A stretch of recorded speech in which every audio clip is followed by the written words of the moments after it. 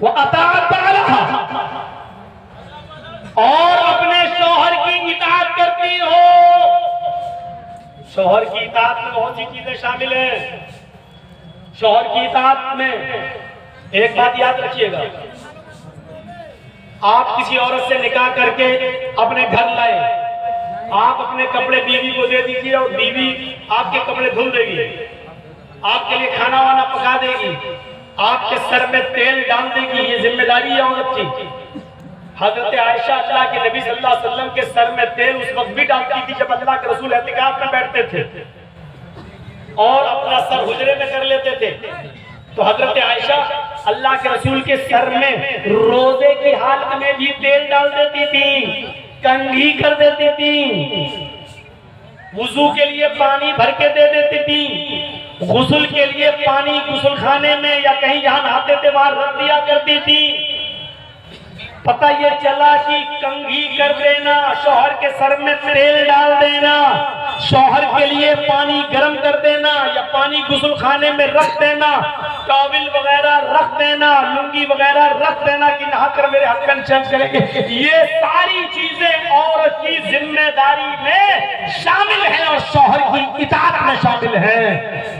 लेकिन इसके बाद, इसके अलावा अब आप चाहें कि मेरे कपड़े के साथ साथ मेरी अम्मा के भी कपड़े धोए, मेरे बाप के भी कपड़े धोए, मेरी बहनों के भी कपड़े धोए और मेरे जितने भाई हैं उनके भी कपड़े धोए, तो माफ कीजिएगा वो आपकी बीवी है, आपकी नौकरानी नहीं है। शरीयत ने उसको इस बात का मुकल्लफ नहीं किया है। प्यार से चाहो तो कुछ भी काम ले लो औरत से, लेकिन अगर आप हुक्म चला कर लोगे तो सुन लो, शरीयत ने ससुर के कपड़े धोना औरत पर की जिम्मेदारी में शामिल नहीं किया है, सास के कपड़े धोना जिम्मेदारी में शामिल नहीं किया है। वो तुम्हारे बच्चे को दूध पिला देती है, ये भी बहुत बड़ी बात है। अगर वो चाहे तो तुमसे दूध पिलाने का पैसा भी ले सकती है। बेटा तुम्हारा, बच्चा तुम्हारा, हम दूध पिला रहे हैं तो हमें पैसा दो, इतना महीना दो, और आपको देना पड़ेगा। मौलाना साहब ये क्या मुसीबत खड़ी कर रहे हो? हमारी तो वैसे भी नहीं बनती अपनी बीवी से, तुम और कहते रहो, सुन के जाएगी तो कल पूरा खर्चा अगर आप अपनी बीवी को नहीं देते हैं तो बीवी को इजाजत है कि वो आपकी पैंट की जेब में से उतना ले सकती है जितने में उसका और उसके बच्चों का खर्चा चल सके। आपको बताए नहीं तो चोरी में शुमार नहीं किया जाएगा, वो चोर नहीं की जाएगी। डरो मत। ये मसला जिस जगह मैंने बताया था ना, वहां मेरी भी बीवी गई हुई थी सुनने, दूसरे दिन मेरी जेब से 5000 गायब हुए। कोई बड़ी बात नहीं, लेकिन औरतों में कमी होती है। इजाजत तो 2 रुपए की तो निकाल लेती है 200 रुपए, और फिर हिसाब जुड़ा देंगे, इतने में तेल आया, इतने मसाला आया, इतने चादर, इतने में तकिया, इतने में ये, वो सब हिसाब जुड़ा देंगे। और अभी भी आपसे कहेंगे अभी हुआ क्या, 2 रुपए की जगह 200 ले लिए, क्या अभी हुआ क्या, मेरी पहुंच नहीं आई, अभी फेयर एंड लवली बाकी है, अभी तो मेकअप का सामान बाकी है, वो हिसाब और जुड़ा देंगे। शौहरों की खिदमत और इताअत ये शामिल है करेगी। आजकल तो तारीफ ही नहीं करती औरतें, शौहर कितना चाह होगा, तुम क्या जानो, मैं भुगत रही हूँ, मैं जानती कि तुम जानती। एक पीर साहब थे बेचारे, वो अपनी बीवी से बार बार कहते थे मैं पीर हूँ, लोग कितनी इज्जत करते मेरी, और उनकी बीवी कहती बात तेरे जैसे 336 पीर रोज देखते, बीवी पीर नहीं मान रही। एक दिन बीवी ने पता नहीं हवा में किसी को उड़ते हुए देख लिया, कहता देखो पीर बने फिरते। पीर तो वो था जो हवा में आज मैंने उड़ते हुए देखा, हवा में मुसल्ला था, हवा में मुसल्ले पे खड़ा था, हवा में नमाज पढ़ता हुआ जा रहा था। अब इस शौहर को चर्राया, देखा तुमने, हवा में उड़ते हुए देखा, नमाज पढ़ रहा था, हाँ, मुसल्ले पे खड़ा था ना, हाँ, अरे वो मैं ही तो था। बीवी बोली है तुम थे? कहाँ? हाँ मुझे डाउट हुआ, कुछ लग रहा था तुम थे। क्या मतलब? इसीलिए टेढ़े टेढ़े उड़ रहे थे, सीधे नहीं उड़ रहे थे। फिर कमी निकाली, जब सुना कि मेरा शौहर है तो कमी निकाली। पीर तो वो जो आज उड़ रहा था, जब सुना वो मेरा ही आदमी है तो कहा हाँ टेढ़े टेढ़े उड़ रहे थे, कमी निकाली। एक पीर साहब को उसके मुरीद ने सपने में देखा। मुरीद ने, मेरे पीर साहब जन्नत में टहल रहे हैं, घूम रहे हैं, दूध की नहर, शहद की नहर, जन्नत की हूरों के बीच में बैठे हुए हैं, एक हूर अपनी तरफ खींच रही, दूसरी हूर अपनी तरफ, आओ आओ आओ मेरे पास आओ। आँख खुल गई, सुबह फजर की नमाज पढ़ी, फजर की नमाज पढ़ के जाने लगे, चलो अपने पीर साहब को खुशखबरी दें, कितने खुश अच्छे हो, खुश नसीब हो, जन्नत में मैंने तुम्हें देखा। जैसे ही घर गए, दरवाजा खटखटाने से पहले देख रहे हैं कि दरवाजे के अंदर आवाज आ रही है, तड़प तड़प तड़प तड़प मारपीट की आवाज चल रही है। उनने जरा खिड़की के सांस से झांक के देखा तो क्या देखते हैं कि पीर साहब की बीवी झाड़ू से पीट रही है पीर को। ये बेचारा परेशान, मैंने तो कल ख्वाब में जन्नत में देखा, यहाँ तो बहुत बुरा हाल है हमारे पीर साहब का। अब वो जाने लगा, इतने में पीर साहब बाहर निकले, कहते इधर आओ भाई। वो आया, भाई कैसे आए थे? कहा कुछ नहीं, मैं जा रहा हूँ यार, जिस काम से आए थे वो काम हुआ ही नहीं, जा रहा हूँ। नहीं तुम्हें बताना पड़ेगा, किसी काम से आए थे। अरे वो काम आपके बस का नहीं है, मुझे जाने दीजिए भाई। कहा नहीं आप काम बताओ, मैं पीर हूँ, मेरे बस का काम नहीं है। अरे भाई नहीं है यार आपके बस का। बता रहे हो कि नहीं बता रहे हो? ताकि आप मजबूर कर रहे हो तो सुनो, कल मैंने रात में ख्वाब में देखा आप लोग क्या जन्नत में घूम रहे हैं, जन्नत में टहल रहे हैं, तरह तरह की नियामतें आपके पास मौजूद हैं, और जन्नत की 70 हूरों के बीच में आप बैठे हैं, वो खींच रही पहले मेरे पास, वो खींच रही मेरे पास। ये नक्शा देखकर मुझे रश्क आ गया, मैं आपको मुबारकबाद देने आया कि चलो अपने पीर को खुशखबरी सुनाऊं। तो देख रहा हूं कि क्या खुशखबरी सुनाऊं। जो जन्नत में कल आराम से टहल रहा था वो बीवी के हाथ से पिट रहा है, यहाँ पर स्वागत हो रहा है चप्पल पर झाड़ू से। पीर साहब बोले मेरे भाई तूने जन्नत में जो देखा है कल रात में ख्वाब में, वो बिल्कुल ठीक देखा है, वो मैं ही था। आप थे, अब भी बोल रहा मैं था। कहाँ थे तुम तो घर में पिट रहे। पीर साहब ने कहा पिट रहे ना, तो मैं ये नहीं मालूम कि अल्लाह ने मुझे जन्नत दी क्यों है। तुमने रात में जो जन्नत देखी है, जन्नत में मुझे देखा है, वो सही देखा, लेकिन अल्लाह ताला ने जन्नत हमें दी कैसे वो तो पता लगाओ। ना कैसे? कहा मैं तुम तो आज देखे हो, मैं तो 18 साल से अपनी बीवी की झाड़ू से रोज पिटता हूं, रोज पिट रहा हूं, और अपनी बीवी की मार खाने पर जो हमने सब्र किया है, अल्लाह ने सब्र के बदले में हमें जन्नत दी है। मुरीद कहता है अच्छा ठीक है भाई साहब आप सब्र ही करते रहिए, जन्नत में जाइए, एक औरत से पिटिए 70 औरत में मिलेगी। मैं जा रहा हूँ ये औरतों का, मैं ये वाकया बता रहा हूँ, ये वाकया हकीकत में लिखा हुआ है किताब में, हालांकि फर्जी होगा, जिसने भी लिखा उसने कोई हवाला तो दिया नहीं है, लेकिन मैं ये बताना चाहता हूँ, उसने सिर्फ औरतों के बारे में बताना चाह कि औरतें आज शौहरों पर इतना जुल्म करती हैं, इतना ये बताना चाह रहा, लेकिन मुझे मालूम है कि फर्जी होगा, क्योंकि बीवी से लेकिन ये सच्चाई है कि बीवी से ज्यादा शौहर के हालात कोई नहीं जानता। आपकी कमजोरी क्या आपकी बीवी जानती हो। एक बार कोई थे बेचारे, उन्हीं के नाम पे पूरी बरेलियत का नाम रखा हुआ है, बरेली के एक मस्जिद में तकरीर कर रहे थे वो, और तकरीर करते करते भूल गए। अब बड़ी बदनामी होगी, इतने बड़े मौलाना भूल कैसे गए। तो ऐसे कहने लगे चल अब तकरीर खत्म करने के बाद जब हटने के लोगों ने पूछा ये क्या हो गया था मौलाना साहब हजरत, बोले साहब खाने काबा में कुत्ता घुस गया था, उसको भगा रहा था। बैठे बरेली में और कुत्ता कहाँ का भगा रहे हैं, खाने काबा का। बीवी भी जलसा सुनने आई थी, अच्छा दूर की नजर बड़ी तेज है, बरेली में बैठे बैठे कुत्ता दिखाई दे रहा खाने काबा का, जबकि खाने काबा में मक्का मदीना में कुत्ता घुस नहीं सकता और इनको दिखाई नहीं रहा। ठीक है ईशा के बाद खाना तो घर ही पे खाओगे, भूख लगी है खाना लाओ। बीवी ने गोश्त का शोरबा नीचे डाल दिया प्लेट में, ऊपर से सूखे चावल डाल दिए, दस्तरखान पर रख दिया, लो खाओ। तो पानी लेके आ रही है, जब तक पानी लेके आई देखा ये बैठे हुए। अरे तुमने शुरू नहीं किया खाना का, मैं खाना रख दी।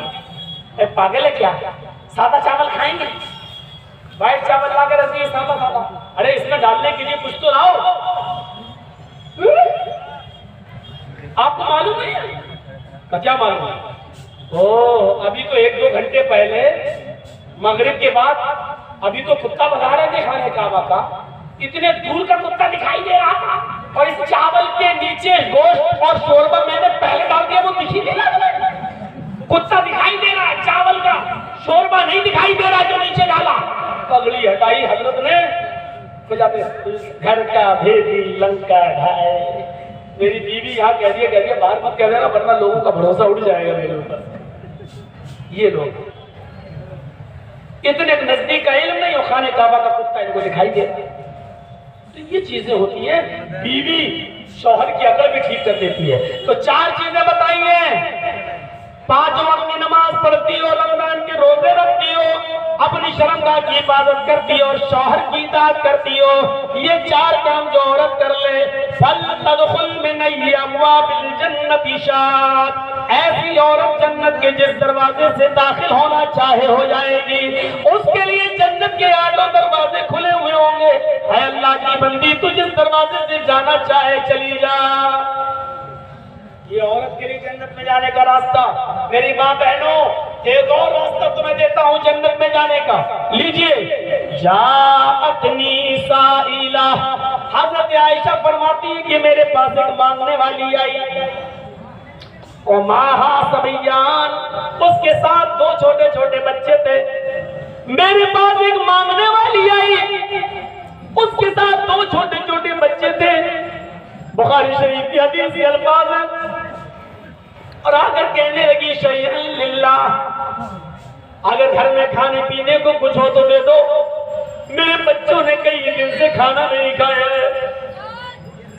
हजरत जन्नत में दाखिल हो जाएगा। यानी उसको जन्नत में जाने से अगर कोई चीज रोक रही है तो वो क्या है? मौत के अलावा कोई ताकत नहीं जो उसको जन्नत में जाने से रोक सके।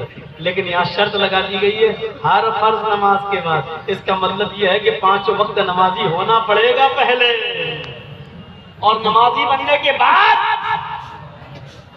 सरकायले खटिया याद होगा पूरा। तेरी आंखें झुकी झुकी अभी सुनो, पूरा सुना देंगे। लेकिन आयतल कुर्सी के लिए मौलाना साहब बेइज्जती न करते हमारी। आयतल कुर्सी पूछो, यानी जो दुआ हमें जन्नत में ले जा रही है वो याद रही है।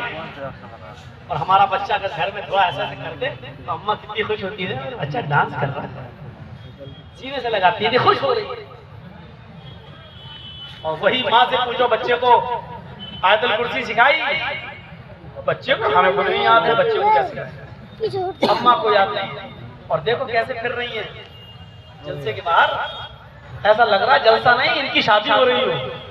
और जलसे में जितने नौजवान लड़के आए हैं वो इनको देखने आए हैं कि देखें किससे करें शादी। कितनी मिसालें दे चुके हैं करियाचक के इलाके में, जलसों में भी ऐसा लग रहा है। कितनी मिसालें मैंने दी, हालांकि नहीं देनी चाहिए, खोटी मिसाल, लेकिन करें क्या, देना पड़ता है। ऐसा लग रहा है जैसे एक कुतिया के पीछे 10 कुत्ते लगे। अल्लाह की कसम ये हाल है। अभी हम जब आए बाइक पे बैठ गए, ऐसे जहां लड़की होंगी वहां जाहिर है शहद होगा और मधुमक्खी ना हो। लेकिन ये सब सुन और ये सब बातें बताओ तो हंसते हैं आप लोग। ये नहीं सोचते कि घूमने वाली हमारी बहनें हैं, कोई अपनी बहनों पे हंस रहा है। बेगैरती इस हद तक हो चुकी है हमारी समाज की कि हमारी बहन, हम आए हैं गांव के क्योंकि हमारी बहनें नहीं आई हैं, हमारी बेटियां, हमारी बहनें घूम रही हैं लिपस्टिक लगा के सड़कों पर मर्दों के शाना बशाना खड़ी हैं और हम हंस रहे हैं। कोई अपनी बहनों की उरियानियत और बेपर्दगी पर हंसता है, और अगर बेशर्मी हमारी इस हद तक बढ़ गई है कि अपनी बहनों की उरियानियत और बेपर्दगी पर मौलाना जर्जीस की बातें सुनकर हंस रहे हैं, तो समझ लो ये कौम मर चुकी है, आईसीयू पर लेटी हुई है। इस कौम के अंदर रूह बाकी नहीं है, ये सिर्फ आईसीयू पर लेटी हुई कौम है। डॉक्टर कभी भी इस कौम को मरा हुआ घोषित कर सकता है कि मर चुकी है। ये कौम मुर्दा हो चुकी है। जलसों के नाम पर जमाती हुई भीड़ में लड़कियों और औरतों के लिए बाजार बंद नहीं कराए जा सकते हैं, और जलसों में भी लड़कियां और औरतें शॉपिंग करती हुई नजर आए तो रूह निकल चुकी है इस कौम के अंदर से। मौलाना जर्जीस मुर्दों से बातें कर रहा है, कब्रिस्तान में पड़ी हुई लाशों से बातें कर रहा है, किसी जिंदा जावेद कौम से मुखातब नहीं है, किसी बारूद कौम से मुखातब नहीं है, एक ऐसे नौजवान तबके से मुखातब है जिसके अंदर से रूह निकल चुकी है, ईमान की रूह निकल चुकी है, दयानतदारी की रूह निकल चुकी है, हया और शर्म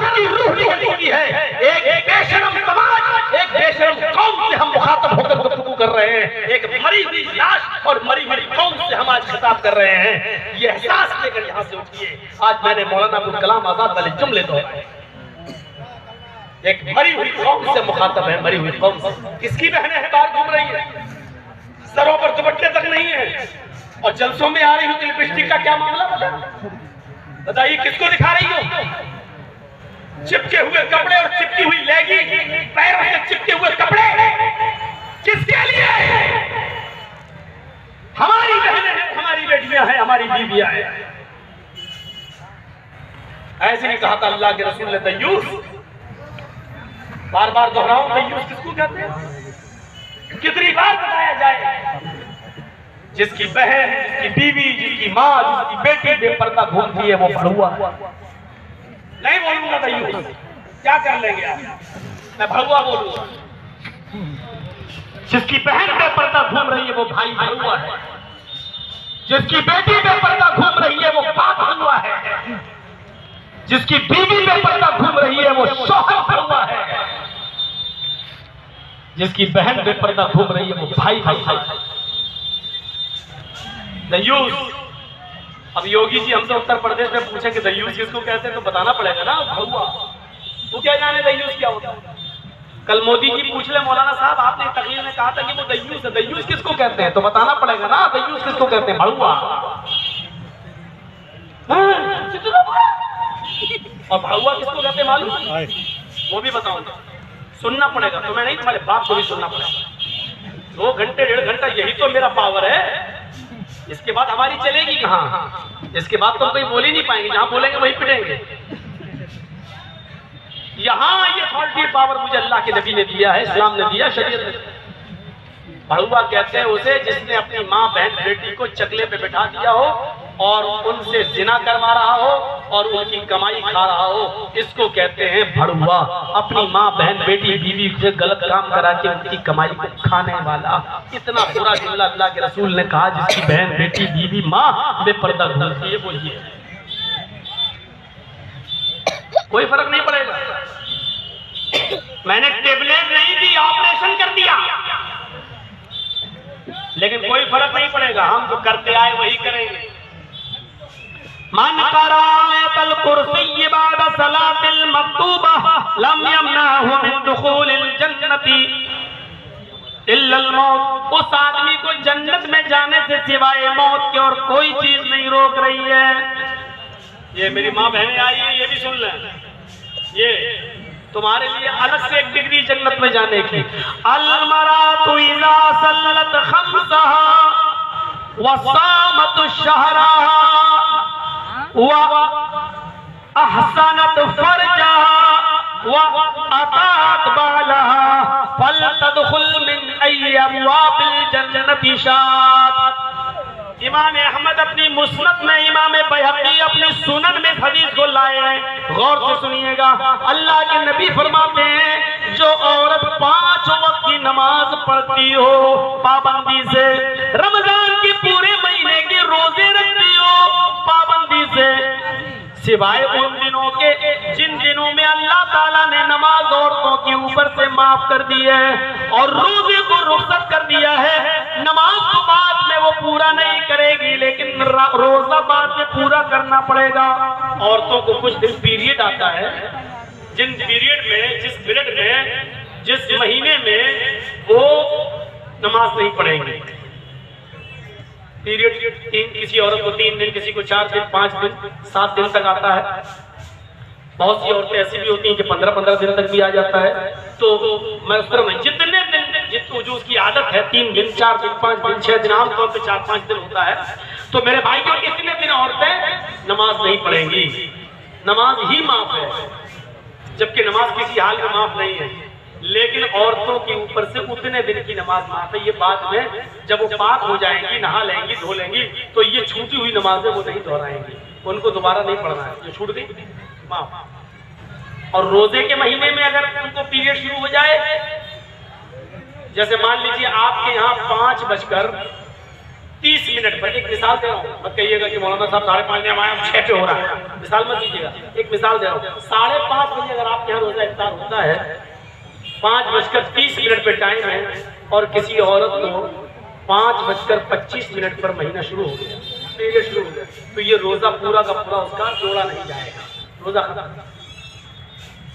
सुबह 5 मिनट पहले उसको पीरियड आ गया, 5 मिनट छोड़ो, 2 मिनट पहले आ गया, 1 मिनट पहले आ गया, 5:30 टाइम है, 5:29 पे आ गया उसको पीरियड, तो ये पूरा का पूरा रोजा उसका शुमार नहीं होगा, ये रोजा उसको नहीं जोड़ना है।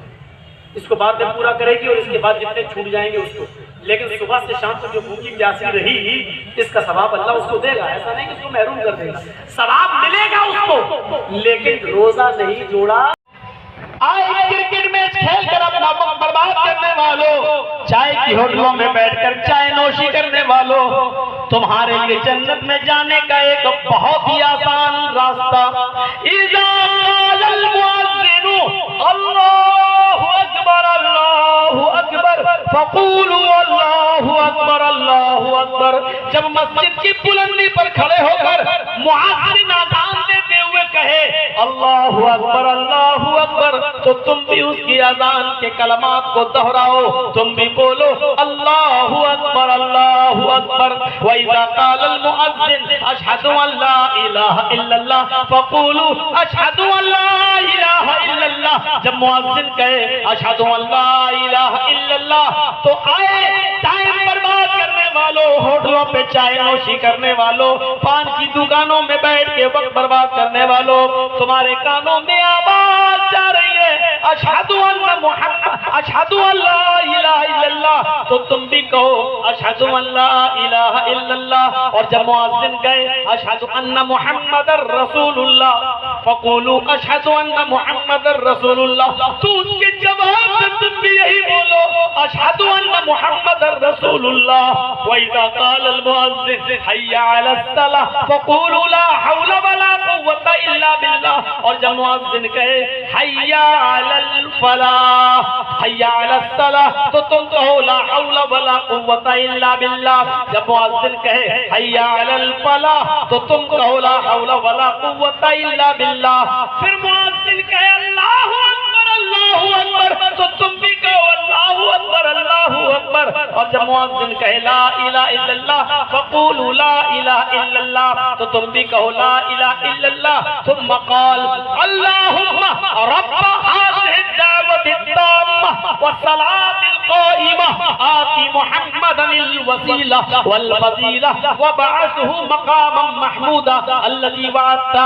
मुअज़्ज़िन के अज़ान के कलमात दोहराकर फिर जिसने ये दुआ पढ़ ली अल्लाहुम्मा रब्ब हाज़िहि दावति ताम्मा वस्सलातिल क़ाइमा आति मुहम्मदनिल वसीला वल फज़ीला वबअसहु मक़ामम महमूदा अल्लज़ी वअदता, जिसने ये कलमा ये दुआ पढ़ ली हुल्लत लहू शिफ़ाअती यौमल क़यामा, ऐसे आदमी के लिए क़यामत के दिन मेरी सिफारिश हलाल कर दी जाएगी, मैं उसके लिए जन्नत में ले जाने की सिफारिश करूंगा। अल्लाह से कहूंगा अल्लाह ये मेरा गुनाहगार उम्मती है, लेकिन अज़ान के कलमा दोहराता था, अज़ान के बाद ये दुआ पढ़ता था, वो मेरे लिए ये दुआ भी पढ़ता था, आय अल्लाह तो इसको बख्श दे।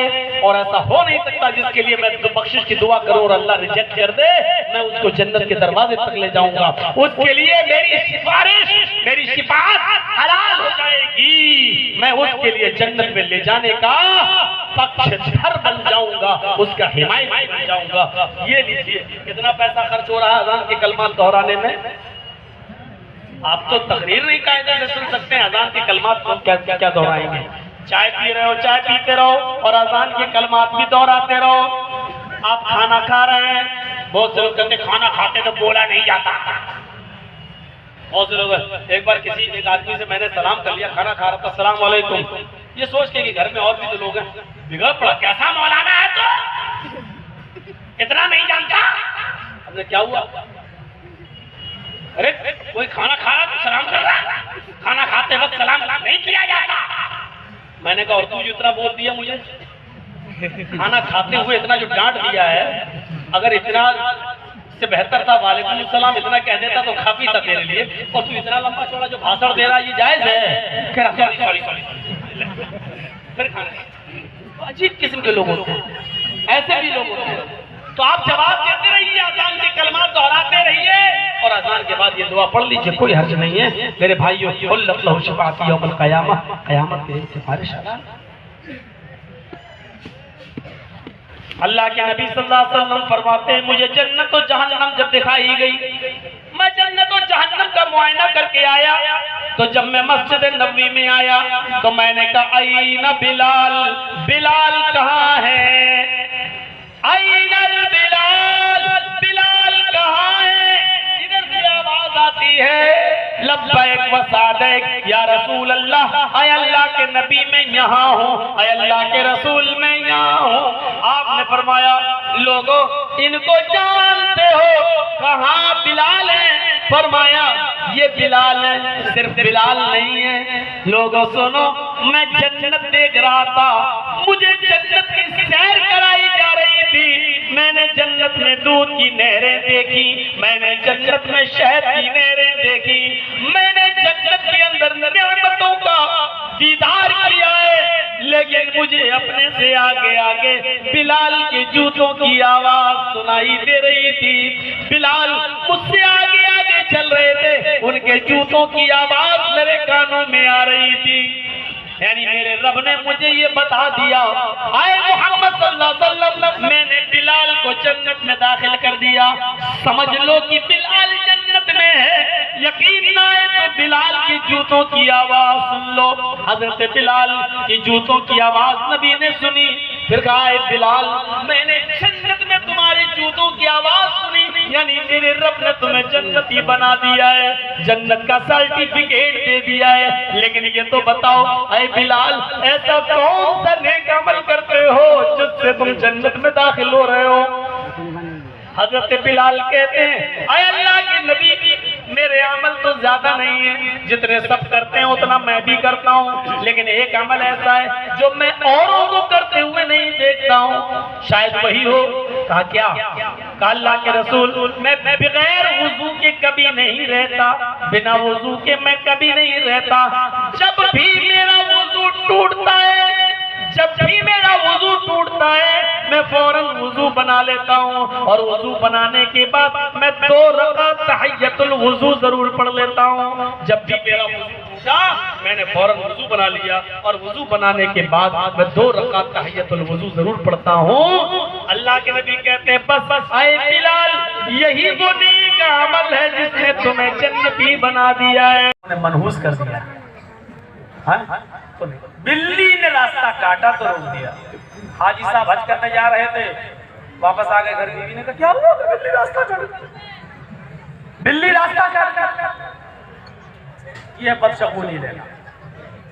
तो जो बदशगुनी नहीं लेते होंगे, पहली चीज। दूसरी चीज पे नजर डालिएगा, वला यक्तऊन, जो अपने जिस्म को दगवाते नहीं होंगे। एक होता दागना, दागा जाता है जिस्म, एक होता है वो बड़ी नोक वाली चीज से लेकर अपना नाम लिखना या किसी और का नाम लिखवाना, और इस तरीके से लिखवाना कि फिर वो साबुन आबुन से भी धुलता नहीं है, मिटता नहीं है, दगवाना। पढ़िए मकतबा शामिला फतावा दायमा फतावा कमेटी के फतवे को, शेख सालेह अल उसैमीन का फतवा देखिए। जो लोग अपने जिस्म को दगवाते हैं, ये दागना, लड़के ने लड़की का नाम लिख लिया, लड़की ने लड़के का नाम लिख लिया, ये दख्त जो मिटता नहीं है। शेख सालेह अल उसैमीन का फतवा है कि जो अपने जिस्म को दगवाता है, अगर वो मर जाए तो उसकी जनाजे की नमाज ना पढ़ी जाए, उसको मुसलमानों के कब्रिस्तान में दफन न किया जाए। ये दगवाना है। वला यक्तऊन, जो अपने जिस्म को दगवाते नहीं होंगे। और तीसरी चीज, वला यस्तरकून, झाड़ फूक नहीं करते होंगे। झाड़ फूक एक मसला याद रखिएगा, कुरान की सूरत को पढ़कर दम करना, सूरह फातिहा और मुअव्वज़तैन वगैरह पढ़कर कुल औज़ु बिरब्बिल फलक कुल औज़ु बिरब्बिन नास सांस पढ़कर दम करने में कोई हर्ज नहीं है। आप ये दुआएं पढ़कर दम कर सकते हैं। लेकिन अगर कोई शख्स बीमार है और ये भी ना करे और ये कहे कि अल्लाह ने बीमार किया है, अल्लाह ही पर हमें भरोसा है, वही हमें ठीक करेगा, जो झाड़ फूक ना करवाए, उसने बीमार किया वही ठीक करेगा, और ऐसे ही रह जाए तो ये भी जन्नत में जाने वाला एक रास्ता है, जो झाड़ फूक नहीं करते हो। एक औरत अल्लाह के नबी के पास आई और कहा, अल्लाह के रसूल मुझे मिर्गी के दौरे पड़ते हैं और जब मैं जमीन पर गिरती हूँ तो मैं नंगी हो जाती हूँ, बरहना हो जाती हूँ। फदउल्लाह ली, मेरे लिए अल्लाह से दुआ कीजिए कि अल्लाह मुझे मिर्गी के दौरे से नजात अता फरमाए। तो अल्लाह के नबी ने फरमाया, ऐ खातून, ऐ औरत, तेरे लिए मेरे पास दो रास्ते हैं। पहला रास्ता यह है कि तू सब्र कर, पहला रास्ता यह कि मिर्गी के इन दौरों में तू सब्र कर, लकिल जन्नत, तेरे लिए जन्नत है, यानी मैं दुआ नहीं करूंगा तेरे लिए। तुझे जब मिर्गी का दौरा पड़े तो इस बीमारी में तू सब्र कर, तेरे लिए जन्नत है। और दूसरा रास्ता यह है कि मैं तेरे लिए दुआ कर देता हूँ, तुझे आज के बाद मिर्गी के दौरे नहीं पड़ेंगे, लेकिन इसमें तेरे लिए जन्नत है या नहीं ये अल्लाह बेहतर जाने, ये अल्लाह बेहतर जाने। तेरे जन्नती होने की कोई गारंटी नहीं है। अमल अच्छे होंगे तो जन्नती, अमल में कमी होगी तो कोई गारंटी नहीं है। लेकिन अगर अपनी बीमारी पर सब्र करती है तो हर हाल में तुझे इंशाअल्लाह जन्नत मिलेगी। तेरे सामने मैंने दोनों ऑप्शन रख दिए, बता तेरे लिए दुआ करूं और अल्लाह तुझे ठीक कर दे, लेकिन जन्नत की गारंटी नहीं है। और दूसरी चीज, दूसरा ऑप्शन ये है कि तू इसी बीमारी में रह जा और बीमारी में सब्र कर, लकिल जन्नत, तेरे लिए जन्नत है। कहने लगी, अल्लाह के रसूल तब मेरे लिए दुआ मत कीजिए, तब मैं सब्र करूंगी। अगर सब्र पे जन्नत मिल रही है तो फिर मैं सब्र करूंगी इस बीमारी पर, इंशाअल्लाह अल्लाह मुझे जन्नत देगा। लेकिन अल्लाह के रसूल ऐसा कर दीजिए, मेरे लिए इतनी दुआ तो कर ही दीजिए कि जब मिर्गी का दौरा मुझे पड़े और मैं जमीन पर गिर जाऊं तो मेरा जिस्म नुमाया ना हो, मेरा सतर न खुले, मेरी शर्मगाह न दिखे, मैं बेपर्दा न हो। ये दुआ कर दीजिए अल्लाह ताला से। अल्लाह के नबी ने फरमाया, हाँ ये ठीक है, इतनी दुआ हम तुम्हारे लिए जरूर कर देते हैं कि तुम्हें मिर्गी का जब दौरा पड़े तो अल्लाह तुम्हें बरहना न करे। उस औरत ने सब्र किया, अल्लाह के रसूल से अपनी बीमारी की शिफा के लिए दुआ फिर नहीं कराई, सब्र किया। तो मेरे भाइयों जरा गौर कीजिएगा, गौर। तो दुआ कहते हैं मौलाना दुआ करना, और मस्जिदों में बाकायदा दुआ होती है, सब गांव में फला आदमी बीमार है उनके लिए दुआ करो, अल्लाह ताला शिफाए कामिला और आजिला अता फरमाए। ये नहीं कह रहा हूँ कि नाजायज है, दुआ कराई जा सकती है, की जा सकती है, लेकिन बीमारी पर सब्र करना और अपनी बीमारी को अल्लाह के भरोसे पर छोड़ देना कि उसने बीमार किया वही ठीक करेगा। किसी मुल्ला मौलवी के पास जाके झाड़ फूक न कराया और उस पर सब्र किया तो ये लोग भी बगैर हिसाब किताब की जन्नत में जाने वाले लोगों में से होंगे। तो तीन चीजें, जो बदशगुनी नहीं लेते होंगे, एक, जो अपने जिस्म को दगवाते नहीं होंगे, दो, और वला यस्तरकुन, जो झाड़ फूक नहीं करते होंगे, तीन, और चौथा वअला रब्बिहिम यतवक्कलून, और हर मामले में जो अपने रब पर भरोसा रखते होंगे, हर काम में वो अपने रब पर भरोसा का कामिल एतबार होगा, पूरा बिलीव करते होंगे वो अल्लाह की जात पर कि नहीं मेरे साथ अल्लाह है। तो मेरे भाइयों जो हर हाल में अपने रब पर भरोसा रखते हैं, तवक्कुल रखते हैं, ये लोग भी बगैर हिसाब किताब के जन्नत में जाने वालों में से होंगे। ये सुनकर हजरत औकाशा इब्न महसन उठते हैं और अर्ज करते हैं कि अल्लाह के नबी सल्लल्लाहु अलैहि वसल्लम मेरे लिए दुआ कीजिए कि अल्लाह इन 70,000 लोगों में मुझे भी शामिल कर ले। अल्लाह के नबी फरमाते अन्ता मिनहुम या औकाशा, आए औकाशा 70,000 लोगों में जो जन्नती होंगे बगैर हिसाब किताब के जन्नत में जाएंगे, उनमें तुम्हारा भी शुमार है, जाओ उनमें तुम भी हो। हजरत औकाशा ने अल्लाह के रसूल ने कहा तुम भी उनमें से हो। ये सुनकर एक और सहाबी उठे, कहा अल्लाह के रसूल मेरे लिए भी दुआ करिए, अल्लाह मुझे भी 70,000 लोगों में कर दे। अल्लाह के नबी फरमाते हैं सबक़का औकाशा, तुम्हारे ऊपर औकाशा सबकत ले गया है, औकाशा आगे बढ़ गया है, अब किसी और के लिए दुआ नहीं की जा सकती है, औकाशा के लिए कर दी, अब खुद कोशिश करो और इन 70,000 लोगों में बनने की कोशिश खुद अब आपको करना है, अब दुआ नहीं की जाएगी किसी के लिए। तो मेरे भाइयों, ये देखिए जन्नत में जाने वाला रास्ता, बैठे बैठे जन्नत। अभी आप कितना हंगामा कर रहे हैं, जलसा हो रहा, तकरीर हो रही, लेकिन चोट। लेकिन जरा देखिए एक जन्नत में जाने वाला रास्ता। मा मिनकुम मिन अहदिन यतवद्दउ फयुहसिनुल वुज़ूअ थुम्मा क़ाला अशहदु अल्ला इलाहा इल्लल्लाह व अशहदु अन्ना मुहम्मदन अब्दुहु व रसूलुहु इल्ला फुतिहत लहु अब्वाबुल जन्नतिस समानिया। मुस्लिम शरीफ की हदीस, मुस्लिम की हदीस पूरी आपके सामने। मा मिनकुम मिन अहदिन यतवद्दउ, तुम लोगों में से जिसने भी वुजू बनाया, लीजिए वुजू बनाने में कितना पैसा खर्च हो रहा है। मा मिनकुम मिन अहदिन यतवद्दउ, तुम लोगों में से जिसने वुजू बनाया, फयुहसिनुल वुजू, और अच्छी तरीके से वुजू बनाया। एक तो होता वुजू बनाना और एक होता अच्छी तरीके से वुजू बनाना, दोनों में फर्क हो गया। मौलाना जजीर साहब मस्जिद में बैठ कर वुजू बना रहे हैं, जमात खड़ी है, एक आदमी बगल में आया, हाँ जमात खड़ी हो गई, कब हुई? हाँ हो गई। कितनी रकात निकल गई है? सब 2 रकात निकल गई। अच्छा 2 निकल गई, 2 बची। हाँ बैठा, जल्दी से दो, अल्लाह ये 2 तो मिल जाए कम से कम। 2 निकल गई, 2 मिल जाए, और उल्टा सीधा वुजू बना के पहुंच गया मस्जिद में। ये है वुजू। फयुहसिनुल वुजू, वुजू बनाने की शर्त नहीं है, जिसने वुजू बनाया और अच्छी तरीके से वुजू बनाया, अच्छी तरीके से वुजू। 3 बार हाथ धोइए और पढ़िए ज़ादुल माद इब्न क़य्यिम की।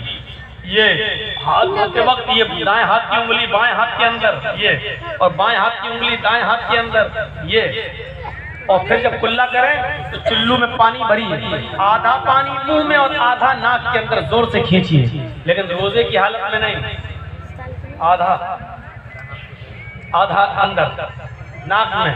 ये मौलाना साहब क्या बता रहे हैं? अफजल यही है। 3 बार कुल्ला भी कर सकते हो, 3 बार नाक में पानी अलग से भी डाल सकते हो, वो भी जायज है, लेकिन अफजल ये है 3 बार कुल्ला कर रहे हैं तो आधा पानी मुंह में और आधा नाक के अंदर। हाँ, उसके बाद दाहिने हाथ की उंगली से दांत मलिए, ये और बाएं हाथ की 2 उंगलियां, एक अंगूठा और एक अंगूठे के बगल वाली ये उंगली, ये दोनों नाक में ले जाइए ऐसे वैसे, और फिर ये अंगूठे से ये दबाइए नथुना और झाड़िए कस के। हाँ फिर ये, हाँ मैं ज्यादा जोर से नहीं कर रहा हूँ वरना बाबा रामदेव का असली घी यही, ये हाँ, और ये फिर इसको झाड़ दिए, फिर दोबारा लीजिए, आधा मुंह में आधा नाक में, फिर वही करिए जो भी बताया। ये है अच्छी तरीके से वुजू। सर का मसा करिए, ये ऐसे ले जाइए सर तक, जहाँ तक तकिया लगाते हो, फिर इसी हाथ को वापस लाइए। हाथ में पानी लगा हुआ है तो ठीक है, नहीं लगा तो दूसरा पानी लीजिए, और ये कान की उंगलियां, ये उंगली में कान के अंदर अंदर डालते रहिए। ऐसे आप डालेंगे अपने हाथ जाती चाहिए, ऐसे ऐसे घुमाइए, ये पूरा हो गया। और ये दोनों अंगूठे को लेके ये हो गया आपका वुजू। ये है मसा, ऐसे कोई कर रहा है, ये हो गया मसा। कैसे हो रहा? टोपी लगी हुई है, ये हो गया टोपी। और बहुत से लोग तो बहुत हिसाब से, शाहरुख खान वाली मांग है ना, और वो तेरे नाम जैसे बाल की स्टाइल, ये वो बिगड़ ना जाए तो ऐसे कर रहे हो, ऐसे टच कर लिया, ये हो गया मसा। अरे नहीं, हाथ में पानी लेके जमाइए। ये आपसे कहा किसने कि इतने बड़े बड़े बाल रखो, ये तो आपकी कमी है ना। अब एहसास हो रहा है कि बिगड़ में, ये करना, ये डॉक्टर बोरिस बुकाय ने लिखा है, अगर कोई ऐसा वुजू बनाने लगे जैसा मुहम्मदुर रसूलुल्लाह ने बताया है, ऐसा वुजू जो आपकी सर का मसा वैसे करने लगे जैसे अल्लाह के नबी ने बताया है, तो इस आदमी को ब्रेन हेमरेज की बीमारी नहीं होगी और ब्लड प्रेशर की बीमारी नहीं होगी, क्योंकि पानी उसके सर पे पहुंचता रहेगा, उसका ब्लड प्रेशर नॉर्मल रहेगा, लेकिन आज हमारे ब्लड प्रेशर नॉर्मल नहीं है, इसका मतलब हमें कहीं ना कहीं तो चूक हो रही है हमसे।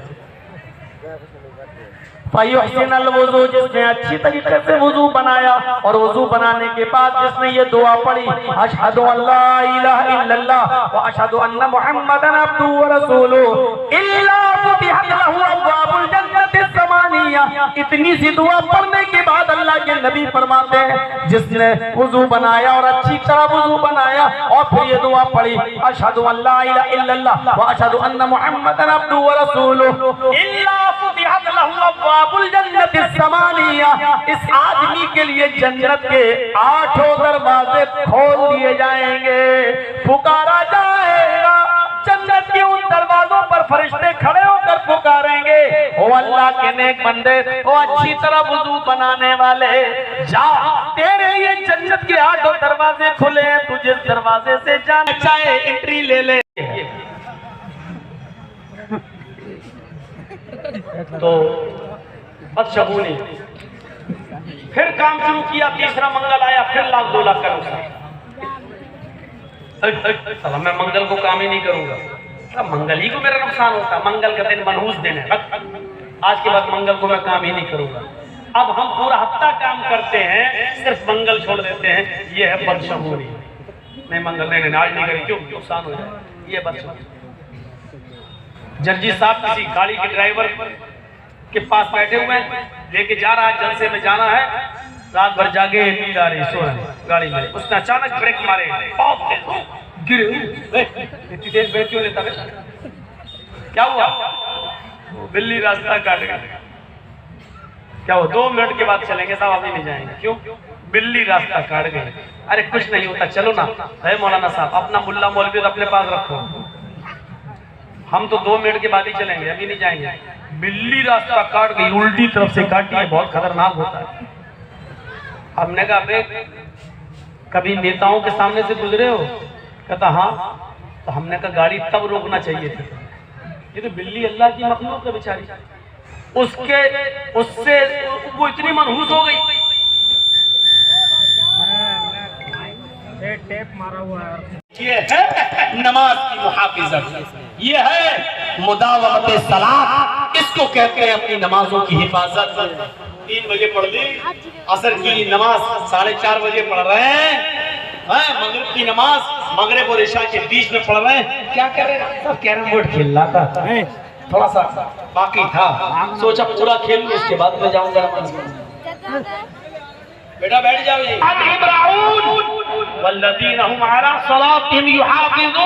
एक लिस्ट बताने के बाद फिर क्या कह रहा अल्लाह, उलाइका हुमुल वारिसून अल्लज़ीना यरिसूनल फिरदौस हुम फीहा खालिदून। यही वो लोग हैं जो वारिस हैं, उलाइका हुमुल वारिसून, यही लोग मालिक हैं, यही लोग वारिस हैं। किसके वारिस हैं? अल्लज़ीना यरिसूनल फिरदौस, जन्नतुल फिरदौस के वारिस हैं। यानी ये काम करने वाले कहाँ जाएंगे? जन्नतुल फिरदौस में, हम फीहा खालिदून, फिर वहां से कभी नहीं निकाले जाएंगे, हमेशा जन्नत के अंदर रहेंगे। ये है वो रास्ते जिस रास्तों पर चलने के लिए हमें इस दुनिया में भेजा गया है। इन रास्तों पे चलिए और उस मकाम को पा जाइए जिस मकाम से आपके बाप आदम को और आपकी माँ हव्वा को निकाला गया है। दुनिया में इन्हीं रास्तों पे चलाने के लिए अल्लाह ताला ने हमें इस दुनिया में भेजा है, ताकि खोया हुआ मकाम हम दोबारा पा जाए। 18,000 का 20,000 का एंड्रॉइड मोबाइल लेकर उल्टी सीधी चीजें देखकर जहन्नम तो खरीद रहे हैं, यानी जहन्नम, और वो भी पैसा दे देकर हम जा रहे हैं, पैसा खर्च भी कर रहे हैं जहन्नम में जाने के लिए, लेकिन जन्नत बिना पैसों की मिल रही है, लेकिन हम उस जन्नत की तरफ नहीं लपकते।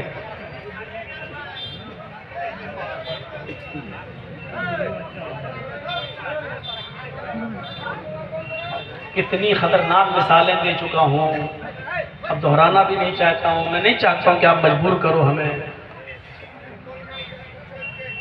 नहीं, अभी तक मैंने देखा बाहर ये अपने बच्चों को बैलून दिला रहे थे, जलेबी खरीद रहे थे, और जैसे ही जल्दी साहब आए तो अब सोचेंगे आगे बैठ जाए, आगे।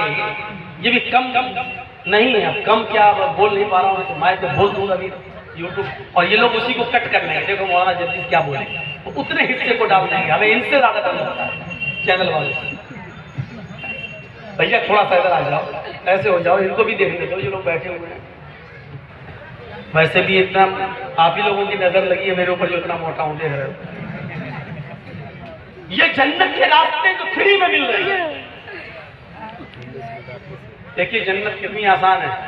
मन क़ाला ला इलाहा इल्लल्लाहु दखलल जन्नह, लीजिए, जिसने कहा ला इलाहा इल्लल्लाह वो जन्नत में जाएगा। कितना पैसा खर्च हो रहा है, उड़ते बैठते चलते फिरते ला इलाहा इल्लल्लाह पढ़ने में हमें क्या लग रहा है? जन्नत मिल रही है, बैठे बैठे मिल रही है, लेकिन नहीं चाहिए।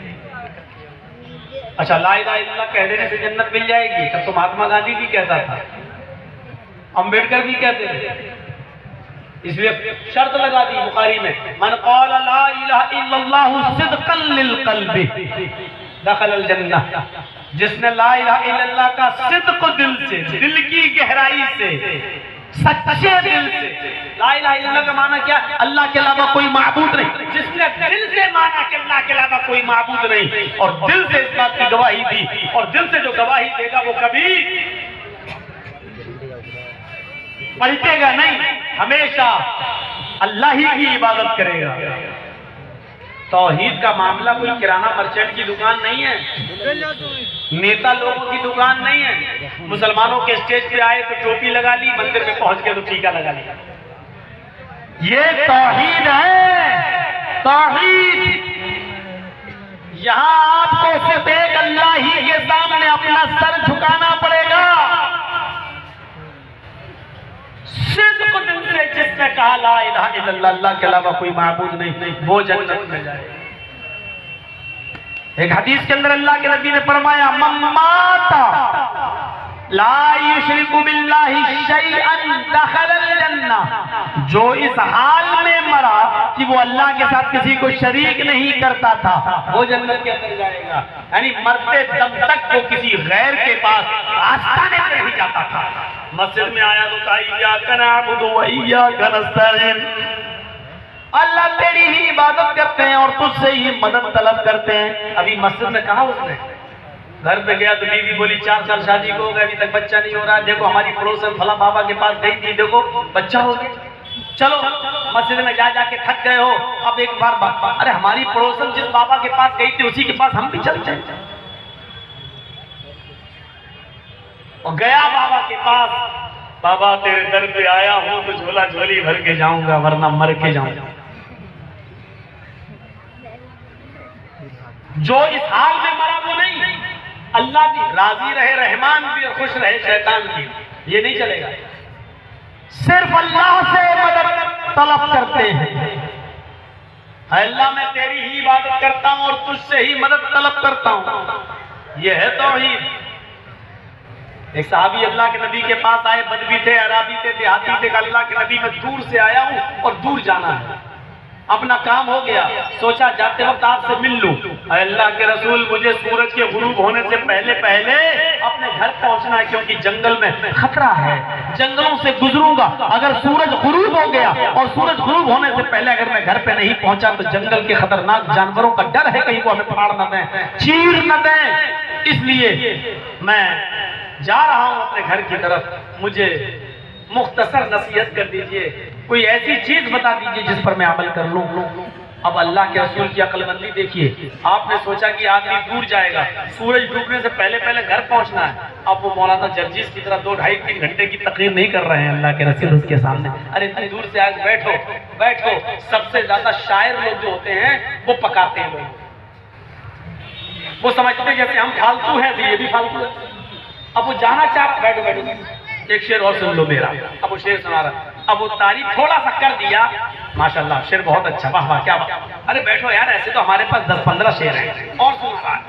अरे सुनो बैठो यार, चाय पिला के 2 चाय चाय ना मलाई मार, चाय भी पिला रहा, शेर भी सुना रहा। अल्लाह के रसूल ने कोई ऐसा काम नहीं किया, जानते हैं दानिशमंद हैं, अक्लमंद हैं, मसलहत का तकाजा है, इस वक्त इसको घर जाना है, सूरज डूबने से पहले घर पहुंचना है, और कह रहा है कि अल्लाह के रसूल मुझे कुछ नसीहत कर दीजिए। तो आपने इतनी मुख्तसर नसीहत करके उसको रुखसत कर दिया कि आप दंग रह जाएंगे। अल्लाह के नबी ने कहा तुम जा रहे हो, जाओ, अल्लाह करे कि तुम शाम से पहले, सूरज डूबने से पहले खैर आफियत के साथ घर पहुंच जाओ, लेकिन रास्ते में याद रखना एक ही नसीहत मैं कर रहा हूं, इज़ा सअलता फस्अलिल्लाह व इज़ा इस्तअनता फस्तईन बिल्लाह। जब सवाल करने की जरूरत आ जाए तो सिर्फ अल्लाह से सवाल करना, और जब कोई चीज मांगने की और मदद तलब करने की जरूरत आ जाए तो सिर्फ एक अल्लाह से मदद तलब करना। हदीस की दूसरी किताबों में लिखा है, अगर जूते का तस्मा भी टूट जाए, जूते का तलवा भी अगर टूट जाए तो वो भी एक अल्लाह से मांगना, किसी गैर के सामने हाथ मत फैलाना। ये मुख्तसर नसीहत करके अल्लाह के रसूल ने उसको रुखसत कर दिया। तो मम्माता ला युशरिकु बिल्लाहि शैअन, जो इस हाल में मरा कि वो अल्लाह के साथ किसी को शरीक नहीं करता था, तो वो जन्नत के अंदर जाएगा।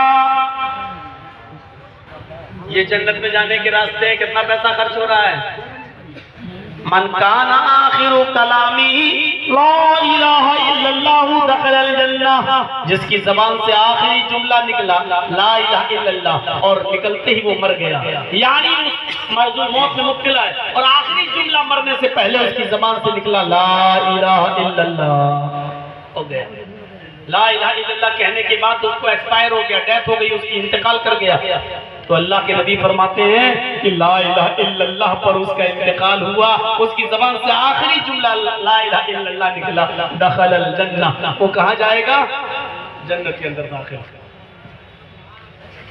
ये रास्ते जन्नत में जाने जिनके लिए हम भेजे गए दुनिया में, इन रास्तों पे चल।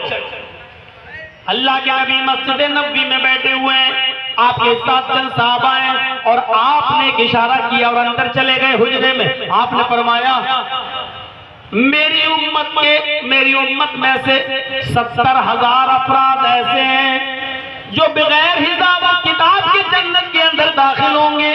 मेरी उम्मत में 70,000 अफराद ऐसे हैं जो बगैर हिसाब और किताब के जन्नत में जाएंगे। अल्लाह उनसे कोई हिसाब और किताब नहीं लेगा, उनकी शक्लें देखेगा और फरिश्तों को हुक्म देगा, ओ फरिश्तों इनको जन्नत में ले जाओ, फरिश्तों इनको जन्नत में दाखिल कर दो। उनसे हिसाब और किताब नहीं लिया जाएगा। ये कहकर अल्लाह के रसूल हुजरे में चले गए। साहबा आपस में सोचने लगे पता नहीं कौन लोग जन्नती होंगे, हम हुए कि नहीं हुए। उन खुश नसीबों में 70,000 लोगों में मेरा शुमार होगा कि नहीं, ये तो शायद उन लोगों के बारे में आया है जो इस्लाम की हालत में पैदा हुए होंगे और इस्लाम ही पर जिनका इंतकाल हुआ होगा। हम तो पहले काफिर थे, बाद में इस्लाम लाए हैं, इसलिए हम लोग इसमें शामिल नहीं। थोड़ी देर के बाद जब अल्लाह के नबी हुजरे से निकल के आए तो आपने फरमाया शायद तुम लोग कंफ्यूज हो, शुबे में हो, डाउटफुल, पता नहीं कौन जन्नत में जाएगा। 70,000 लोग कौन होंगे जो बगैर हिसाब किताब के जन्नत में जाएंगे? साहबा ने कहा अल्लाह के रसूल हम लोग कंफ्यूज हैं, पता नहीं उनमें हम हैं कि नहीं हैं, इसलिए हम लोगों को शक है। तो अल्लाह के नबी ने कहा सुनो, ये 70,000 लोग जो बगैर हिसाब किताब की जन्नत में जाएंगे कौन होंगे? नौजवानों जरा सोचना है, जो अल्लाह के रसूल ने पहचान बताई है जन्नत में बगैर हिसाब किताब की जाने वाले लोगों की, क्या उनमें हम हैं? अल्लाह के नबी ने फरमाया मैं तुम्हारा कंफ्यूजन दूर करता हूँ। पहला शख्स कौन होगा, दूसरा कौन होगा, तीसरा कौन होगा, चौथा कौन होगा? अल्लाह के नबी फरमाते हैं कि बगैर हिसाब किताब की जन्नत में जाने वाले लोगों में पहला आदमी होगा अल्लज़ीना हुम ला यततय्यरून वला यदऊन वला यस्तरकून वअला रब्बिहिम यतवक्कलून। बुखारी शरीफ की हदीस के अल्फाज हैं। अल्लाह के नबी फरमाते हैं पहला शख्स वो होगा जन्नत में जाने वालों में जिसका कोई हिसाब किताब नहीं लिया जाएगा। अल्लज़ीना हुम ला यततय्यरून, जो बदशगुनी नहीं लेता होगा, बुरा फाल नहीं लेता होगा। बदशगुनी जानते हैं? आज कौन सा दिन है? मंगल। हमने कोई काम किया बुध से लेकर